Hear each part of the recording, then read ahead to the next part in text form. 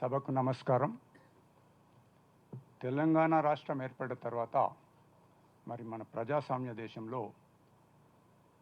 ఏదైతే మూల సూత్రాలు ఉన్నాయో అవి తెలంగాణ రాష్ట్రంలో జరుగుతున్నాయా అని చెప్పి మేము విశ్లేషణ చేయడం జరిగింది. ఎందుకంటే మా ఫోరం ఫర్ గుడ్ గవర్నెన్స్లో గుడ్ గవర్నెన్స్ కావాలా అంటే సుపరిపాలన కావాలా ఆ యాంగిల్లో మేము కార్యక్రమాలు చేపడుతున్నాము.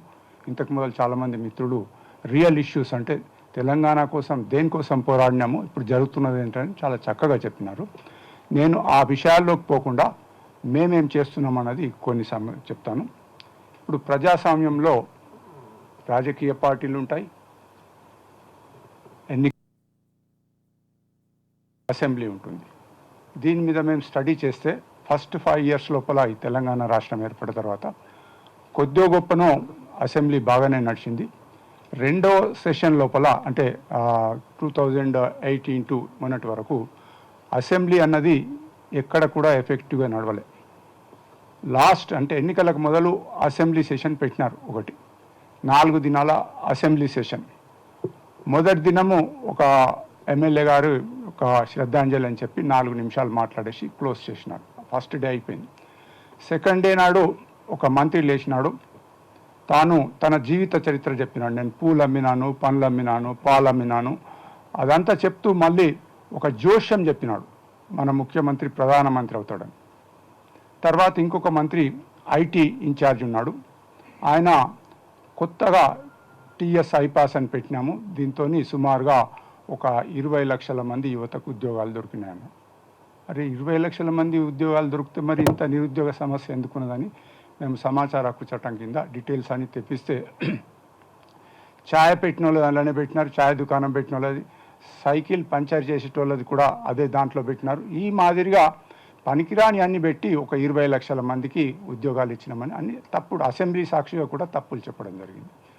ఇక మూడో దినం నాడు ఇంకొక మంత్రి, ఆయన ఆర్థిక శాఖ చూస్తాడు, విద్యాశాఖ కూడా మన హెల్త్ కూడా చూస్తాడు. ఆయన చెప్పినవి కూడా అన్ని అంటే హైదరాబాద్ చుట్టుపక్కల ఒక పెద్ద 4-5 కార్పొరేట్ స్థాయిలో హాస్పిటల్స్ వస్తాయి, మల్టీ స్పెషాలిటీ హాస్పిటల్స్. ఇక ప్రజలకేమి ఇబ్బంది ఉండదు. ఇప్పుడు ఉన్నటువంటి ఉస్మానియా అట్లాగే గాంధీ హాస్పిటల్స్ కూడా ఇంటర్నేషనల్ స్టైల్కు తీసుకొచ్చినాము, ఇంటర్నేషనల్ లెవెల్కి అన్నారు. బాగుంది. మాకు ఆలోచన ఏమొచ్చిందంటే ఏ రాజకీయ నాయకుడు కూడా ఒక ఎమ్మెల్యే కానీ మంత్రి కానీ జబ్బు పడితే ఈ హాస్పిటల్కి పోడు. ఏది ఉస్మానియా కానీ గాంధీ కానీ వాళ్ళు పోయేది యశోదా పోతారు. ఇంకా కొందరు పెద్ద నాయకులు అయితే ఢిల్లీ పోతారు, కళ్ళకు నొప్పి వచ్చినా కానీ. ఈ మాదిరిగా హెల్త్ ప్రాబ్లమ్స్ ఉన్నాయి. ఇక అసెంబ్లీని పక్కన పెడితే సిస్టమ్స్ ఎట్లా నడుస్తున్నాయి అంటే ప్రజాస్వామ్యంలో సిస్టమ్స్ ఏ విధంగా ఉండాలా అంటే అధికారులు ఏ విధంగా పనిచేయాలా, వాళ్ళు ప్రజల యొక్క కష్ట నష్టాలు ఏ విధంగా తీర్చాలని చూసినట్టే మొత్తము వ్యవస్థను కుప్ప కూల్చిండు సిస్టాలను. దానికి ఏం చేసినాడంటే 2 రకాలైనటువంటి బేట్స్ అంటే తాయిలాలు. Senior IAS officers, IPS officers retire కాక ఒక 6 నెలల మొదలు వాళ్ళకి తాయిలం ఏంటంటే మీరు రిటైర్ కాగానే అడ్వైజర్గా తీసుకుంటాము, మళ్ళీ ఒక 5 ఏళ్ళు క్యాబినెట్ ర్యాంక్తో మీకు సకల సౌకర్యాలు ఉంటాయని. దీంతో చాలామంది ఆఫీసర్స్, కొందరు నిక్కచ్చిగా ఉన్నవాళ్ళు ఒప్పుకోలేదు, కానీ చాలామంది ఆఫీసర్సు అధికారులు ఏది చెప్తే, రాజకీయ నాయకులు ఏది చెప్తే ఆ విధంగా చేసినారు. దీంతో పాలన మొత్తం కూడా కింది మీద అయిపోయింది. ఒక సామాన్య మానవుడు సెక్రటేరియట్ పోయి ఒక అప్లికేషన్ ఇస్తే అడిగే నాతుడు లేడు. ఇక పాలనలో పారదర్శకత, ఏ ప్రభుత్వమైనా ముఖ్యంగా డెమోక్రసీ లోపల పారదర్శకత ఉండాలి, ట్రాన్స్పరెన్సీ ఉండాలి, వాళ్ళు ఏం చేస్తున్నారు అన్నది ప్రజలకు తెలియాలి. దీనికోసమని కేంద్ర ప్రభుత్వం 2005లో సమాచార హక్కు చట్టం తీసుకొచ్చింది. తెలంగాణ రాష్ట్రం ఏర్పడిన తర్వాత సమాచార హక్కు చట్టాన్ని పెట్టలేదు. మళ్ళీ మేము హైకోర్టులో పిలేసి హైకోర్టు వాళ్ళు అక్షంతలు వేస్తే అప్పుడు సమాచార హక్కు చట్టాన్ని తీసుకొచ్చినారు, కమిషనర్ నియమించినారు. వాళ్ళ పీరియడ్ ఒక 2 years బ్యాక్ అయిపోయింది. ఇవాళ సమాచార కమిషన్లో సమాచార కమిషనర్స్ లేరు. మన మీద అప్పీల్ చేద్దామన్నా కానీ అక్కడ ఎవరు లేరు. మళ్ళీ మేము పిలేయడం, వాళ్ళు ఏదో తాత్సర్యం చేసినారు. ఈ కొత్త ప్రభుత్వం వచ్చిన తర్వాత వీళ్ళు ప్రామిస్ చేసినారు బహుశా ఎన్నికల తర్వాత సమాచార కమిషనర్స్ రావచ్చు. ఇక గ్రామ పంచాయతీలు, 3rd tier మాది 3 అంచెల వ్యవస్థ పాలన ఏదైతుందో మొదటిది పార్లమెంటు, రెండోది అసెంబ్లీ, మూడోది గ్రామ పంచాయతీలు ఉంటాయి. ఈ గ్రామ పంచాయతీలు తెలంగాణ రాష్ట్రంలో సుమారుగా ఒక 8,000 ఉంటుంది. వాళ్ళు ఫండ్స్ అంటే ఇప్పుడు ఇవాళ కేంద్ర ప్రభుత్వంలో వచ్చే నిధుల్లో 40% స్టేట్స్కి వస్తున్నాయి. అవి చక్కగా స్కీమ్స్కి వస్తున్నాయి, గ్రామ పంచాయత్ సర్పంచ్లకు వస్తున్నాయి డైరెక్ట్గా ఢిల్లీ నుంచి. అదేవిధంగా రాష్ట్రం లోపల వచ్చే నిధులన్నీ కూడా రాష్ట్ర ప్రభుత్వానికి కావు, అంటే లోకల్ బాడీస్ గ్రామ పంచాయతీలకు కూడా పోవాలి. దానికోసం రాజ్యాంగం ఏం చెప్పింది, స్టేట్ ఫైనాన్స్ కమిషన్ అని మీరు పెట్టుకోండి, వాళ్ళ అవసరాలను చూసి వాళ్ళు చెప్తారు, దాని ప్రకారంగా గ్రామ పంచాయతీలకు డబ్బులు ఇవ్వండి అని. ఈయన పెట్టలేదు, అప్పటి ప్రభుత్వం స్టేట్ ఫైనాన్స్ కమిషన్ పెట్టలేదు.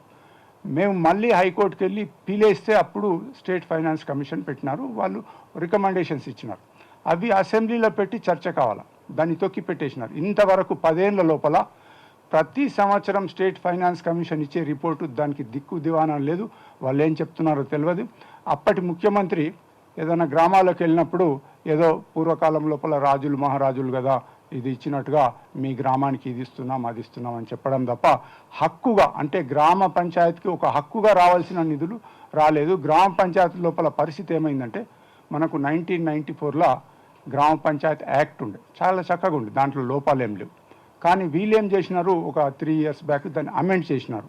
అమెండ్ చేసి ఏం చేసినారంటే గ్రామ పంచాయతీ సర్పంచ్ను ఏదైనా తప్పులు జరిగితే కలెక్టర్ తీసే అధికారం ఇచ్చినారు.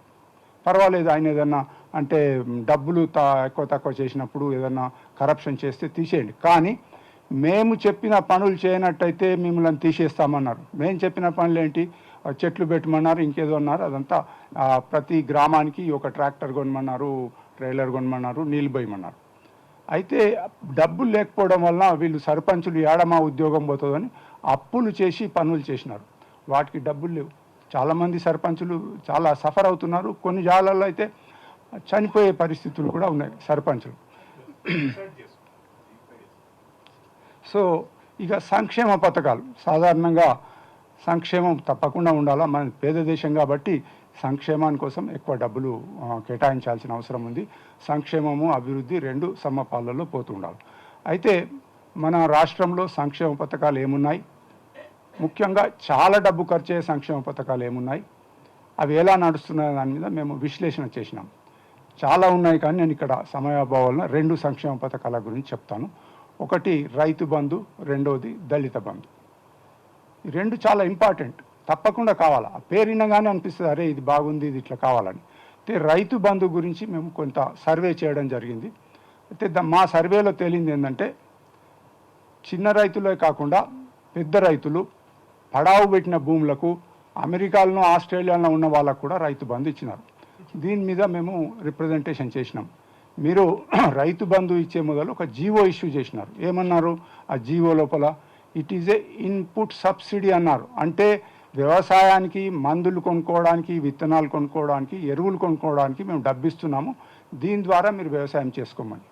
వ్యవసాయం చేయనోడికి ఎందుకు ఇవ్వాలి మరి, వాడైతే ఇన్పుట్ సబ్సిడీ అవసరం లేదు.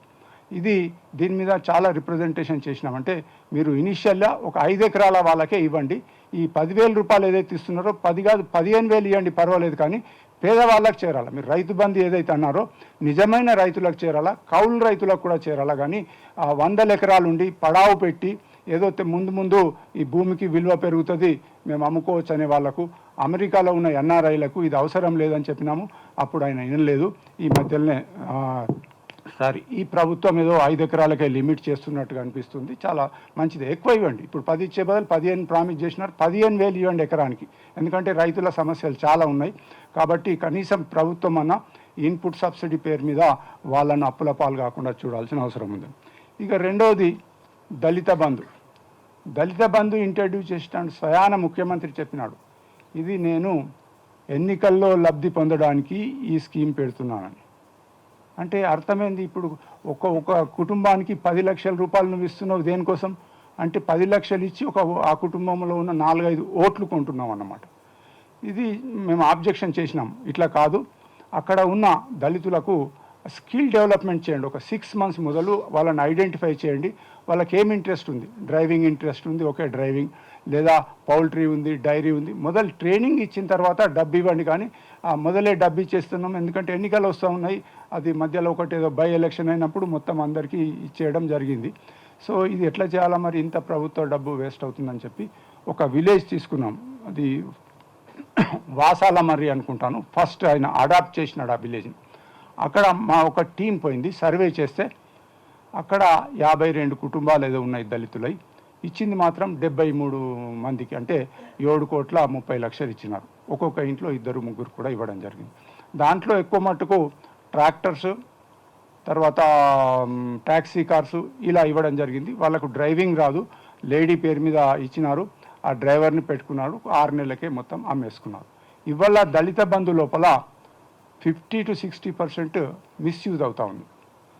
సో దీన్ని దళిత బంధు ఈజ్ ఎ మస్ట్, తప్పకుండా ఇవ్వండి, కానీ దాంతో లాభపడేటట్టుగా వాళ్ళకు మొదలు ఐడెంటిఫై చేయండి, స్కిల్ డెవలప్మెంట్ కొద్దిగా ట్రైనింగ్ ఇవ్వండి, తర్వాత ఇస్తే బాగుంటుందని సజెషన్ చేసినాము. మరి కొత్త ప్రభుత్వానికి కూడా రిప్రజెంటేషన్ పంపినాము. Dalit Bandhu is a good scheme, but ఒక ప్రిపరేటరీ వర్క్ కావాలని చెప్పి. ఈ ఉచితాల లోపల ఏంటి ఇచ్చినారు, బతుకమ్మ చీరలు అన్నారు. ఎవరు అడగలే బతుకమ్మ చీరల గురించి. అది కొద్దిగా మహిళామణులు కోపంకి వస్తారేమో, కానీ అది అంత మంచి స్కీమ్ కాదు. ఇకపోతే షాదీ ముబారక్ అన్నారు. ఇవన్నీ కూడా పెయిన్ కిల్లర్స్ తిరిగి, అంటే ఒక్కొక్క 5 ఏళ్ళు 10 ఏళ్ళు ఇవ్వండి, కానీ ఎల్లకాలం ఇవి పెట్టుకునే అవసరం లేదు. మనకు కావాల్సిన ఇంకా చాలా ఉన్నాయి, ప్రియారిటీస్ ఉన్నాయి. మంచినీళ్ళు కావాలా, రోడ్స్ కావాలా, అట్లాగే మంచి విద్య కావాలా, వైద్యం కావాలా, చాలామంది చెప్పినారు ఈ విషయాలు. ఈ మధ్యలోనే ఒక 4-5 డేస్ బ్యాక్ ఒక బ్రిడ్జ్ ఏదో గ్రామానికి కడతా ఉంటే 7 సంవత్సరాలు అయింది, సగం పని అయిపోయింది, ఏదో గాలి పచ్చి బ్రిడ్జ్ పడిపోయింది. పక్కన ఉన్న గుడిసెలన్నీ మంచిగానే ఉన్నాయి, పూరి గుడిసెలన్నీ, ఎక్కడ గుడిసె ఖరాబ్ కాలేదు, కానీ ఈ బ్రిడ్జ్ పడిపోయింది. ఇంతకంటే దౌర్భాగ్యం ఉంటుందా?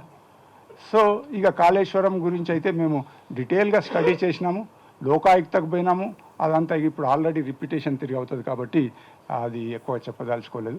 కాకపోతే ఆ ప్రభుత్వం చేసినటువంటి తప్పులు, ఇన్స్టిట్యూషనల్ ఫెయిల్యూర్స్, వీటిని ఈ కొత్త ప్రభుత్వం కొద్దిగా అబ్జర్వ్ చేయాలా. మేము చాలా రిప్రజెంటేషన్స్, అంటే మీరు ఏలేలా చేయాలని చెప్పి కూడా కొత్త ప్రభుత్వానికి రిప్రజెంటేషన్స్ చేయడం జరిగింది. బహుశా ఆ పాత, అంటే ఉర్దూలో ఒకటి సామెత ఉంది, అగ్లా గీరా పిచ్లా హుషార్ అని చెప్పి, ముందు ఒక వ్యక్తి పడిపోయినాడు. సో వీళ్ళు అటువంటి తప్పులు చేయకుండా మంచిగా చేసినట్టయితే రాష్ట్రం బాగుపడుతుందని కోరుకుంటూ చాలా మంచి ప్రోగ్రాం చేస్తున్నారు. ఈ అవకాశం ఇచ్చినందుకు ధన్యవాదాలు. Thank you.